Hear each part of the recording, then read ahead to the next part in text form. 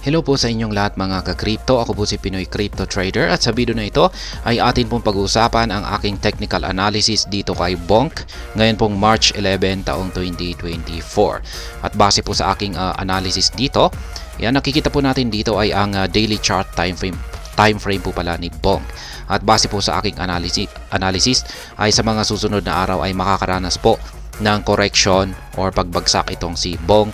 Posibleng dito po sa support line natin dito sa 2657, pero kung pag hindi po mapipigilan ng support line natin ang kanyang pagbagsak ay posibleng umabot po ito sa 1896. Kaya yan, bago po tayo magpatuloy ay nais ko lamang po munang bigyang linaw ang aking disclaimer kung saan ang nilalaman po ng video na ito ay hindi po ito isang financial advice.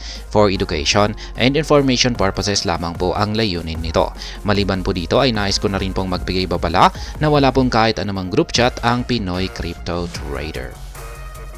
Bago po natin ipagpatuloy ang pagte-technical analysis dito kay Bonk ay i-check po muna natin yung kanyang X account dito. Ayan, Bonk. Meron po siyang 245.2k followers ngayon. Ayan po yung kanyang yan, token ID. Ayan. At ito po yung kanilang latest post dito. Ayan, everybody Bonk now.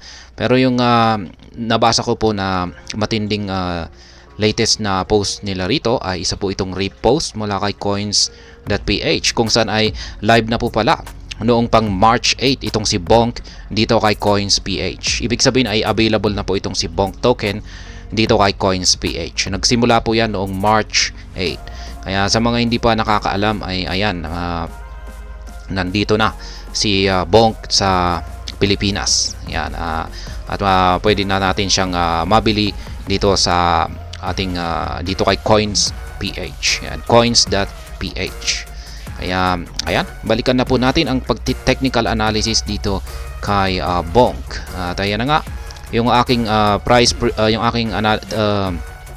aking prediction dito sa mga susunod na araw kay Bonk ay posible po siyang bumagsak dito. Ayan, pabagsak po siya. Yung ating momentum ngayon ay siya ay makakaranas ng price correction sa mga susunod na araw. Kung pag hindi po siya mapipigilan ng support line natin dito sa 40 digits 2657 ay malamang ay dito po siya sa susunod na support line natin dito. Ayan, dito po sa 40 digits 1896. Diyan po siya babagsak. Ngayon ay yung ating Halsword indicator ay uptrend naman po yung kanyang ipinapakitang signal. Ayan. Hindi naman po nagbabago yung kanyang yung sukat ng ating Halsword indicator dito. Yan, kulay green. At yan po ay nagpapakita na yung may control pa rin dito ay ang mga bulls. Yan, yung may control sa market ni Bonk ay yung mga bulls. Ayan, kaya ibig sabihin ay maski nakakaranas po siya ng mga correction ngayon or consolidation or sideways ay sa bandang huli ay ito pa rin ay magpapatuloy sa kanyang pag-akyat.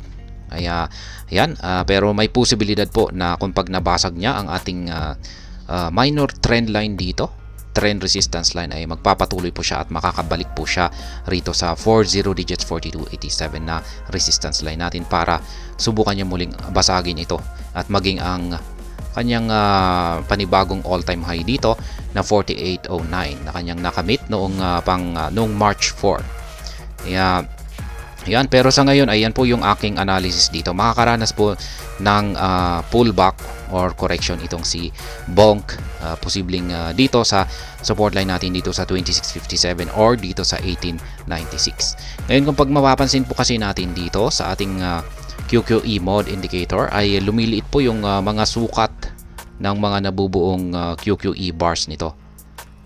Ayan. Medyo nag-consolidate po siya rito. Ayan, kasi magkakapantay. Halos magkakapantay kasi yung mga sukat dito. Kaya mapapansin natin na medyo nag-consolidate siya dito. At ngayon ay lumiliit yung kanyang sukat. Kaya ibig pong sabihin nito ay yan po yung aking pinakabasihan kung bakit ko nasabi na sa mga susunod na araw or simula po ngayon ay magkakaroon siya ng pullback. Yan, or correction sa mga support line natin dito. Yan, gaya ng sinabi ko kanina ay kung hindi po dito sa 2657 ay posibleng hanggang dito po sa 1896 na support line. Kaya yan po ang aking technical analysis update sa araw na ito kay Bonk. At ayan, hanggang dito na lamang po tayo sa video na ito. Sana po ay inyong nagustuhan ang aking paliwanag dito. Kung inyo po itong nagustuhan ay pakiclick lamang po ang like button nito. Para naman po sa mga bago lamang dito, kayo po ay aking inaanyayahan para mag-subscribe. Pakiclick na rin po ang bell icon nito dahil ito po ang siyang magsisilbing notification nito sa mga bago kong videos na akin pong ina-upload sa aking YouTube channel na ito. Marami pong salamat sa panonood. Ingat po tayo lagi at God bless po sa ating lahat.